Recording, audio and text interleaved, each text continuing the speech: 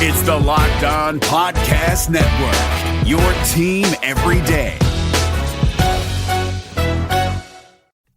Stop paying full price for gas. Download the free Get Upside app and get 25 cents per gallon cash back on every gallon of gas you buy. Don't miss out. Millions of people have earned over $200 cash back every month just by using Get Upside and getting gas, which you were going to do anyways. There's no catch. It's simple and free.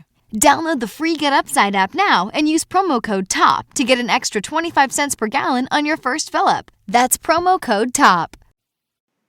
What's up, Dolphins fans, and welcome to this Tuesday, October 5th, 2021 edition of Locked On Dolphins. Today on the show, we're going to be digging into some comments from Dan Orlovsky, digging into some comments by Brian Flores, and kind of assessing what changes the Dolphins seem to be entertaining as we get ready for Week 5 against the Tampa Bay Buccaneers.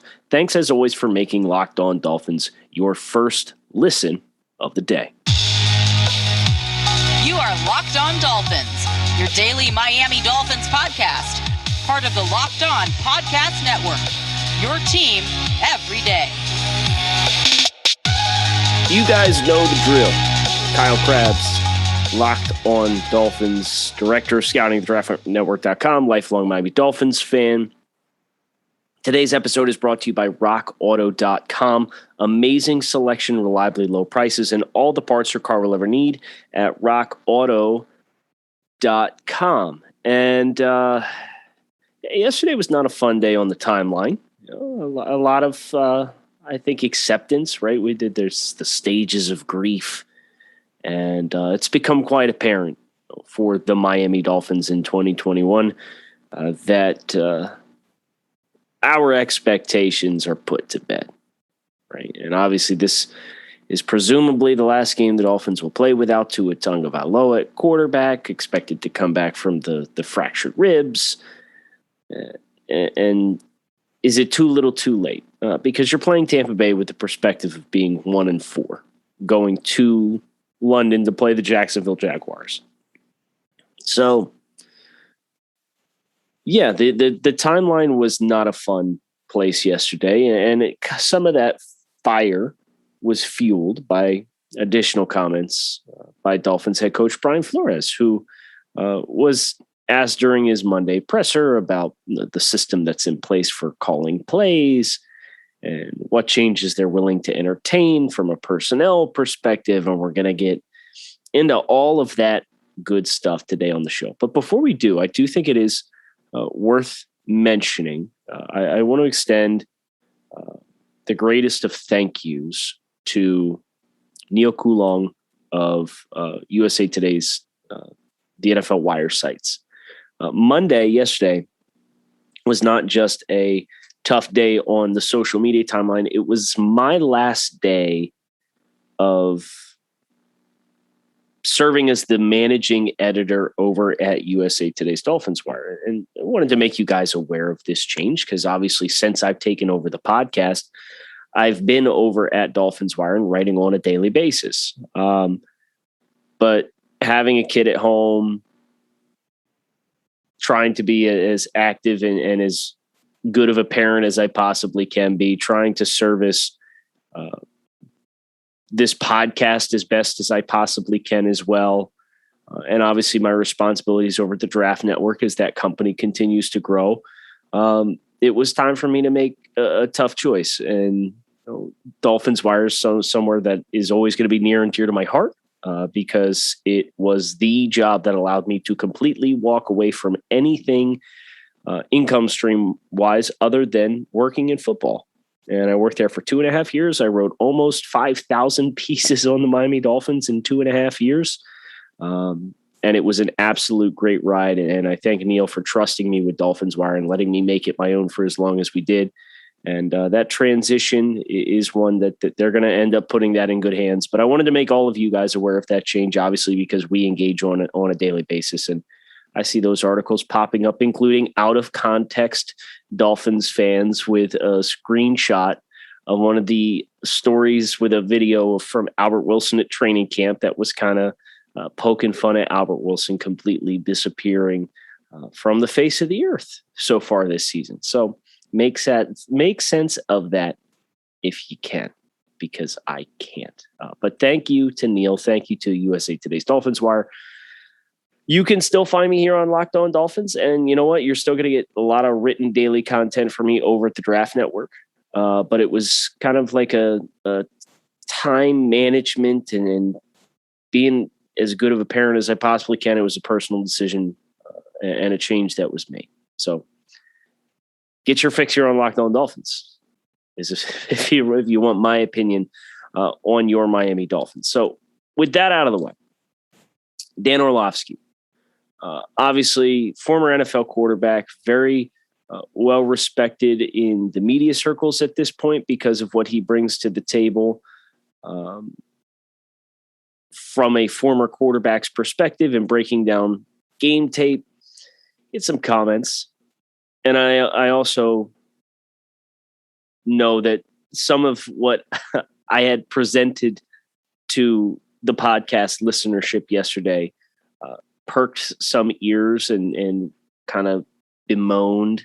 Of course, I said something other than accusing Chan Gailey of being the worst offensive coordinator of all time yesterday when I said maybe we owe him an apology, and some Dolphins fans picked up on this. But this is really at the root of what I was alluding to when I said that yesterday. I'm not saying Chan Gailey was a great offensive coordinator. But Dan Orlovsky said this: someone has to tell me what the Miami Dolphins' plan or identity is on offense. Who is calling the plays? There is absolutely no rhyme or reason to the things that they do. It looks like they are guessing plays out of a hat and just calling anything to see if it may work. This is alarming that somebody in Dan's shoes has this damning of an assessment of what the Miami Dolphins are doing offensively. Because it's one thing for me to come on here and ask, what are we doing, like I have for the last 3 weeks, and to point out that they're not using their best players, or to point out that in the offseason we observed that this team appeared as though it was a pass to set up the run type offense and is not embracing any of that ideology. They're not using the talent that they have. And I think this is a slippery slope, because the Dolphins have talent. And I know I alluded to this earlier as well, but I want to reiterate this because this is a systemic, big picture problem that I don't think is Miami has no good football players. They have a lot of good football players, and the good football players that they have are not being able to execute because of whatever is going on from a scheme perspective. I think the greatest example of this is Jalen Waddle, right? We can all very clearly see Jalen Waddle is a physically gifted player. We saw it at Alabama. He's 4 games into his rookie season, and the production's been modest, but it's also been super erratic and not with a lot of vision. Right? So when I look at Jalen Waddle, his impact on the game should be greater than what it has been. It's very compartmentalized against New England. It's a lot of motion stuff. He obviously had the fade from the slot fade. Tua took a one-on-one opportunity in that instance to throw a ball out there. But a lot of motion and tracking shallow. Nothing was working against Buffalo, so we're going to go ahead and throw that one out the window. Against the Raiders, everything was bubbles and 3-yard crossers. Against the Colts, he gets 3 catches early on, is cooking reasonably well, and just completely disappears. Again, some of that comes back to Jacoby Brissett and execution of the offense. I hear the ones who are calling for Reed Sinnett, and I'm kind of in the boat that I don't think it could be any worse from an execution standpoint. I understand there's value in experience, and Jacoby is big, strong body in the pocket, can shrug guys off, make things happen, et cetera, et cetera. But, the ignorance of youth might not be a bad thing at this point, especially with Tampa Bay coming, where they've got a bunch of dogs up front. They're obviously extremely talented, defending Super Bowl champions. It's a tall order. That's a tall task. But I think the thing that has me pushing the alarm this morning is obviously Dan Orlovsky has his assessment of the Miami Dolphins offense, which generally falls in line with my assessment of the Miami Dolphins offense. Whose assessment it does not align with, however, is apparently Brian Flores. We are back and better than ever. All eyes are on the gridiron as teams are back for yet another football season. As always, BetOnline is your number one spot for all of the pro and college action this season. With a new updated site and interface with more odds, props, and contests, BetOnline continues to be the number one source for everything football. So head to the website or use your mobile device to sign up today and receive a 50% welcome bonus on your first deposit using promo code Locked On. From football, basketball, boxing, right to your favorite Vegas casino games, don't wait to take advantage of the amazing offers available for the 2021 season. BetOnline, where the game starts. David Harrison here, the Locked On Washington Football Team podcast, celebrating with you a 21 grain salute to a less boring sandwich thanks to Dave's Killer Bread. I don't know about you guys, but when I eat pizza, I eat it for the toppings, not the crust. And when I eat a sandwich, it's for what's inside the bread, not for the bread. But when I throw a sandwich on 21 whole grains and seeds, thin sliced bread from Dave's Killer Bread, it is the epitome of addition by subtraction. That thin sliced bread lets me focus on what's inside the sandwich, but also adds to the sandwich with killer taste, killer texture, killer nutrition, a subtle sweetness, and a seed-coated crust. Dave's Killer Bread is America's #1 organic bread for a reason. It tastes so stinking good. Dave's Killer Bread is made with the highest quality organic and non-GMO ingredients and is power-packed with whole grains, fiber, and protein. Visit daveskillerbread.com to learn more and look for Dave's Killer Bread in the bread aisle of your local grocery store. Here's what Brian Flores said on Monday when asked, did you give any thought last night or have you this morning to changing who calls the plays, whether it's co-offensive coordinator Godsey, Charlie Fry, or another person who's doing it? No. I like the system we have in place. Obviously, we haven't had the success we want or the production we are looking for. I like our process during the week. I like our preparation. I think we've had some good game plans going in. We just haven't been able to execute, and we are not getting the results that we want. I think from that standpoint, I think the collaboration and the preparation, it's not like I've gone into a game plan saying, I don't like what we're doing. We just haven't been able to execute.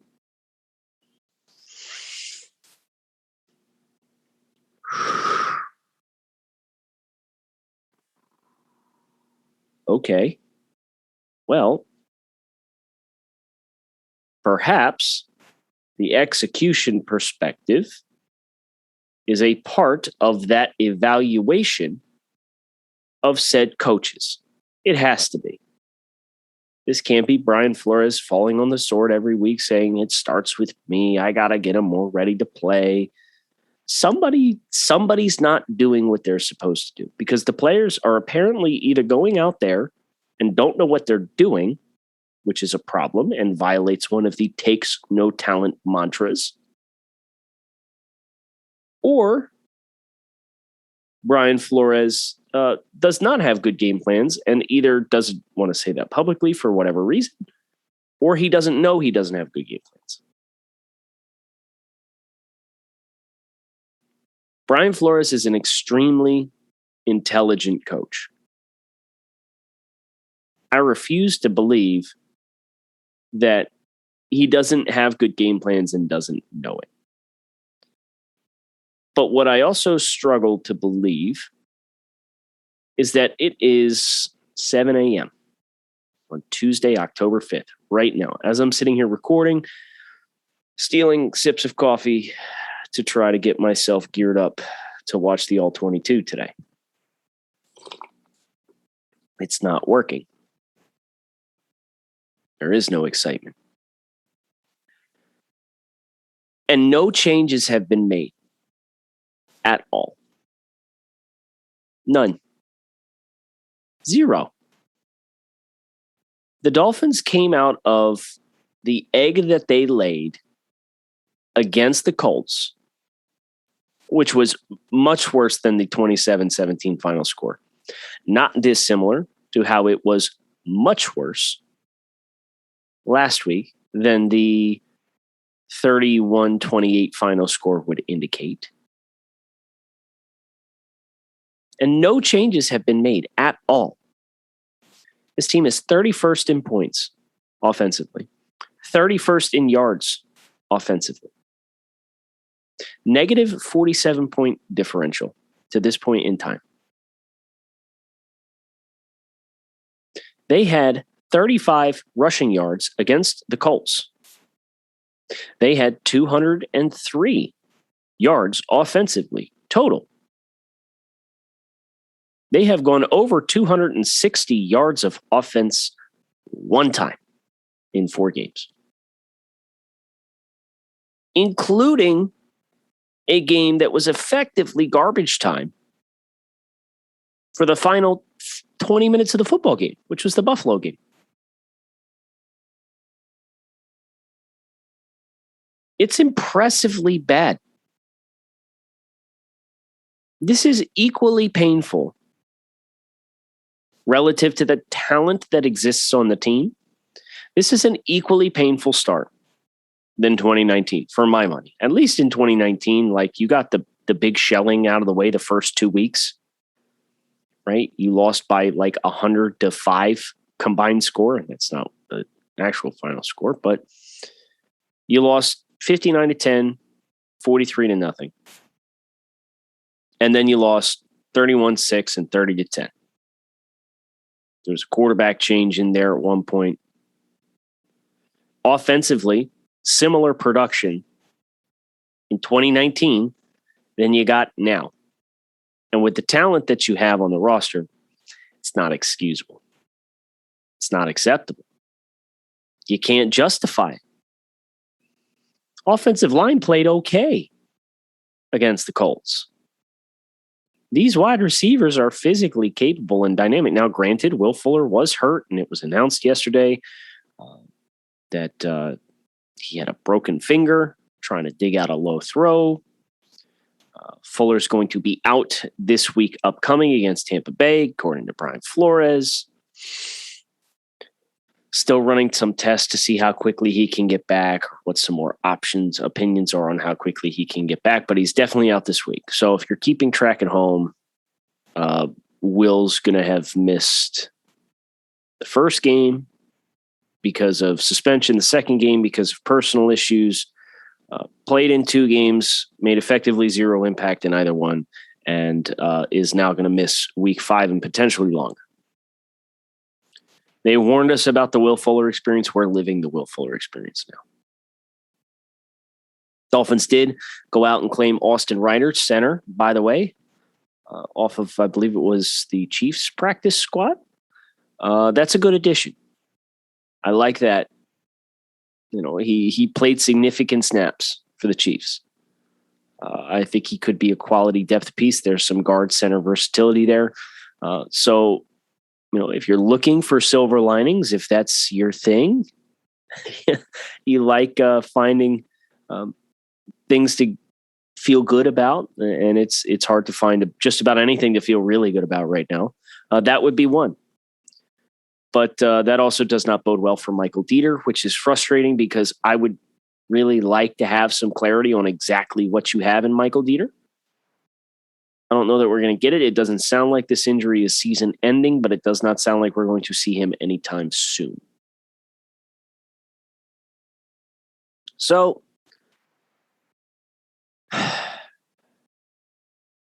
yeah, I'm a little concerned that there were no changes to be found. There were no repercussions or consequences for a 4-game start offensively. that was, from a yardage perspective, equally bad as the first month of the 2019 season. I don't know how you get here. The Dolphins, to their credit this year, the Dolphins that year scored 26 points in their first 4 games.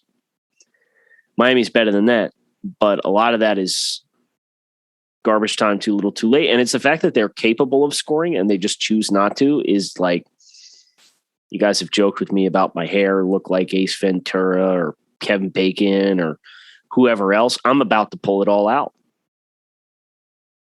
I'm about there. I'm about ready to just pull it out and call it a day. Chris Kaufman made this great point. This is elective. They're electing to play so conservative. And I wish we had better clarity on the root of it other than I'm reading between the lines. They don't trust the quarterbacks. And Jacoby really has not given them much of a reason to trust him because he's missing reads on the field.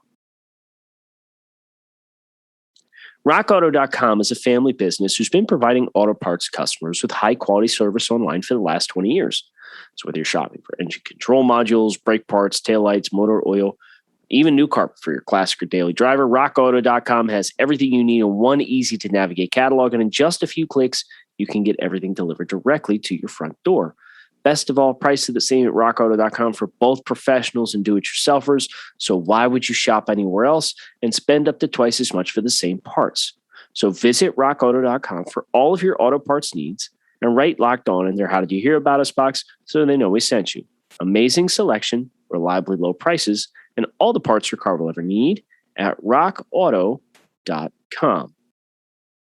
We want to introduce a new segment from our partners at Nissan. The Find Your Frontier highlights each week will tell you about incredible stories from NFL history where players and organizations pioneered new frontiers for their league and influenced the world around them. This week's Find Your Frontier NFL highlight is brought to you by the all-new Nissan Frontier. The adventure begins when the road ends, so get out there and find your frontier. In a time when NFL teams largely ignored players from historically black colleges and universities, legendary NFL scout Bill Nunn seemed to see something no one else did. During the 1970s, he put together a team that would lead the Pittsburgh Steelers to win 4 Super Bowls in 6 years, a record still held today.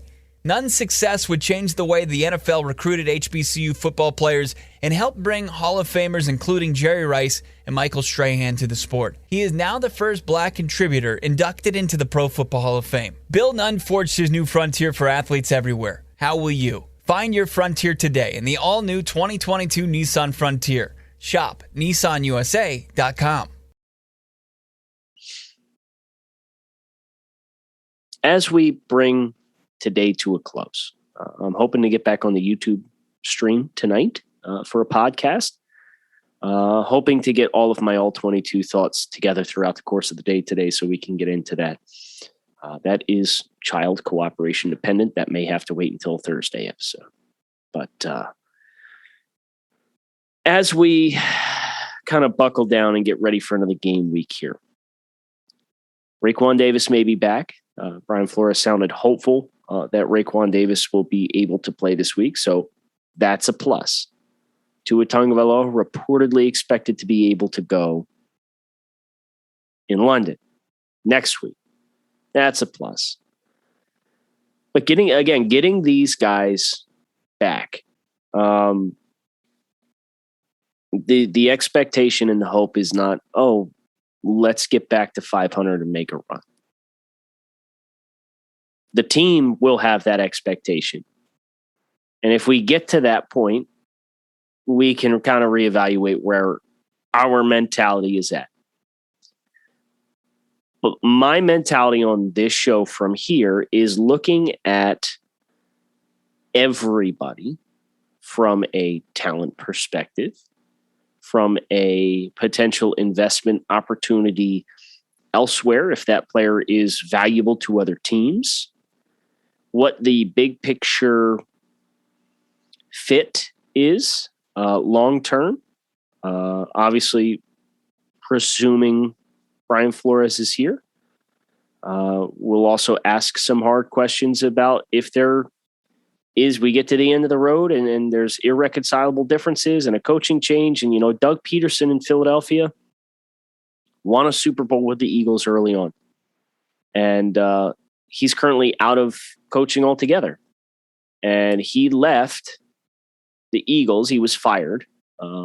But there was also a dynamic of philosophical and irreconcilable differences for Doug. So Doug was the head coach in Philadelphia for 5 years. 7-9, went 13-3, won a Super Bowl, and then went 9-7, 9-7, had one season 4-11-1. No, it had a winning record 42-37-1. Career record 53% win percentage, won 4 playoff games in 5 years, won a Super Bowl.